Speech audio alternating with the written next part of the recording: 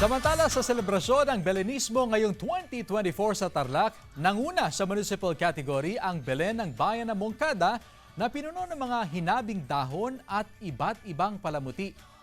Muling namayagpag ang Belen ng AFP sa Grand Non-Municipal level na gumawa ng Mala Christmas Town pasyalan na may higanteng eroplano na centerpiece.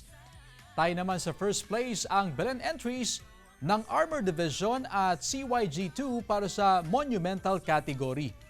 Nakuha ng colorful mosaic Belen ng San Lorenzo Ruiz Parish 2 ang first place sa Church category.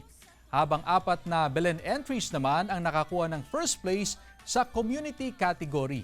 Ang mga winner ay nakatanggap ng cash prizes at trophies. Bukod naman sa awarding ng winners, inabangan din sa okasyon ang live performances nila Kapuso stars Julian San Jose, Braver Cruz, Sanya Lopez at marami pang iba.